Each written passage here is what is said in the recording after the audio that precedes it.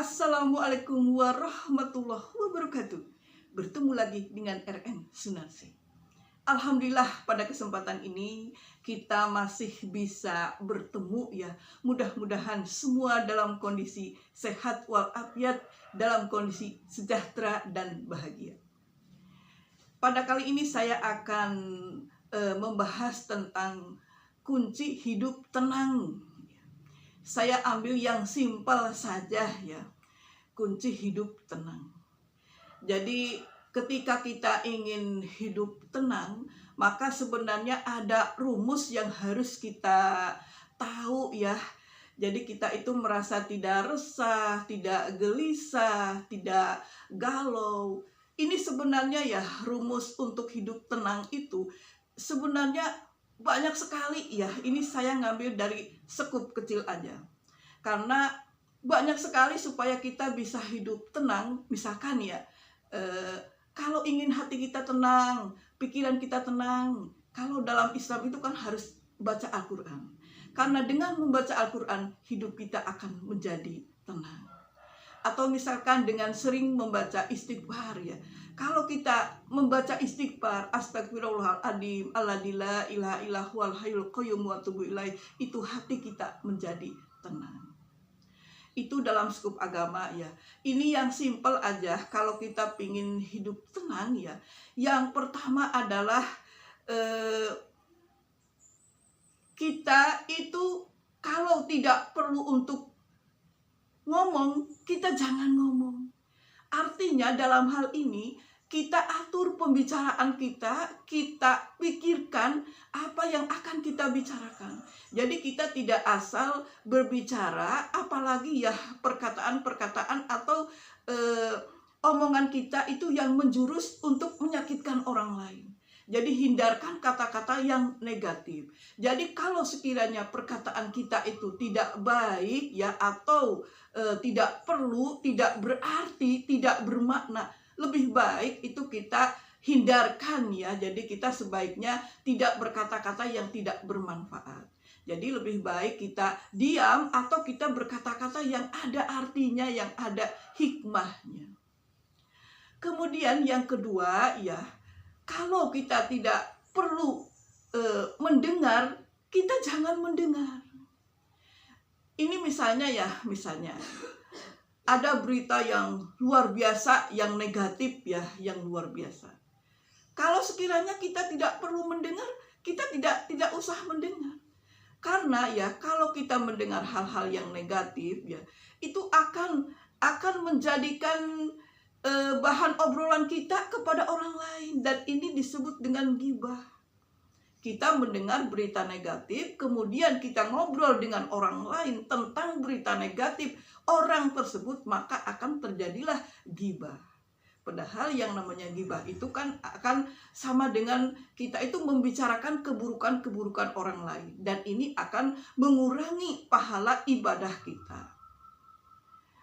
Kemudian kita juga menghindari hal-hal yang kurang bagus. Selain kita tidak mendengar berita-berita negatif, tetapi kita juga tidak mendengar hal-hal yang sebenarnya tidak perlu kita tahu ya. Jadi kita jangan kepo, jangan mencari tahu tentang sesuatu yang seharusnya kita itu tidak boleh tahu.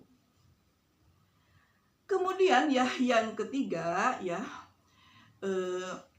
supaya hati kita tenang, kita itu jangan melihat sesuatu yang tidak harus kita lihat. Ini contoh ya, di dalam grup WA ya.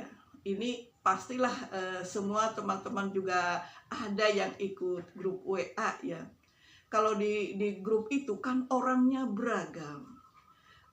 Latar belakang pendidikannya beragam ya, dari SD, SMP, SMA, yang kuliah bersatu. Kemudian dari pola asuh orang tua juga beragam, karakternya beragam ya. Jadi otomatis yang diposting pun di dalam WA grup itu pasti akan beragam. Dan kita ketika masuk grup ya, baik itu grup misalkan ini grup keluarga, atau misalkan grup lulusan sekolah apa gitu, atau misalkan grup angkatan. Konsekuensinya ya kita harus mau menerima segala asupan, segala postingan yang ada di situ, meskipun kadang kita tidak setuju dengan postingan-postingan tersebut. Tetapi ya kalau kita misalkan tidak setuju dengan postingan tersebut, ya mungkin alangkah lebih bijaksana kalau kita langsung dihapus aja. Jadi kita tidak perlu menjadi sesuatu hal yang dilema ya, apalagi kita frontal, wah saya nggak setuju, wah saya kurang suka, wah saya ini akan membuahkan perseteruan atau perselisihan.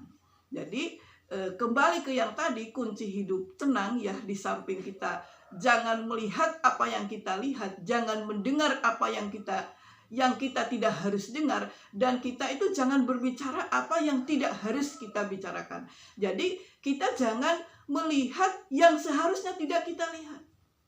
Kalau di dalam postingan di grup WA itu pasti ada beragam gambar, beragam video, beragam kata-kata yang sebenarnya tidak sesuai dengan hati kita. Ya, jadi ketika kita tidak merasa pas, tidak merasa sesuai dengan itu, kita langsung hapus saja.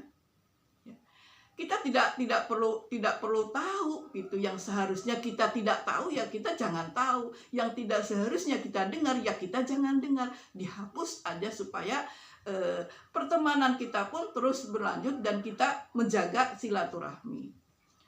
Memang ya, saya dulu pernah membahas tentang teman-teman yang toksik ya. Ini di dalam grup itu juga pastilah ada teman-teman yang toksik, artinya teman-teman yang tidak membawa kebaikan kepada kita. Nah, kita di sini bisa seleksi teman-teman yang misalkan memberi pengaruh positif dan teman-teman yang tidak memberi pengaruh positif. Itu kita bisa seleksi.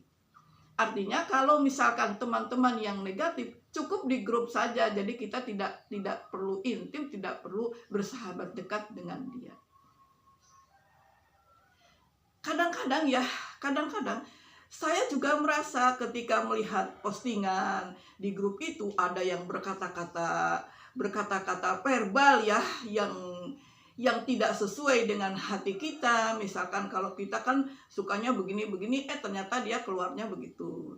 Ada yang gambarnya yang tidak kita suka, ada yang audionya yang tidak kita suka. Itu banyak hal yang berada di WA group. Tetapi ya itu tadi, kita harus bijaksana, langsung hapus saja supaya kita tidak mendengar, melihat, dan kita tidak mengomentari negatif. Ya kan? Mudah-mudahan ini ada manfaatnya ya, supaya kita hidup tenang. Kadang-kadang ya bersikap masa bodoh itu lebih baik dalam hal ini. Kita tidak perlu harus terlalu peduli dengan hal-hal tersebut. Kita bersikap masa bodoh aja. Supaya apa? Supaya kita itu terhindar dari rasa iri, rasa benci, rasa dendam, rasa-rasa negatif yang ada dalam diri kita. Misalnya ya, itu ada postingan tentang flexing ya, ada yang pamer. Udah, kita hapus saja, atau kita bodoh amat aja. Kita nggak usah terlalu peduli terhadap hal-hal seperti itu. Jadi bodoh amat dalam hal ini sangat berarti supaya kita tidak memiliki perasaan-perasaan yang negatif. Mudah-mudahan ini ada manfaatnya ya. Mari kita semua belajar supaya kita itu memiliki hati yang tenang ya. Jadi kita itu jangan mendengar apa yang tidak harus kita dengar, jangan melihat apa yang tidak harus kita lihat, dan kita jangan berbicara apa yang tidak harus kita bicara. Wassalamualaikum warahmatullahi wabarakatuh.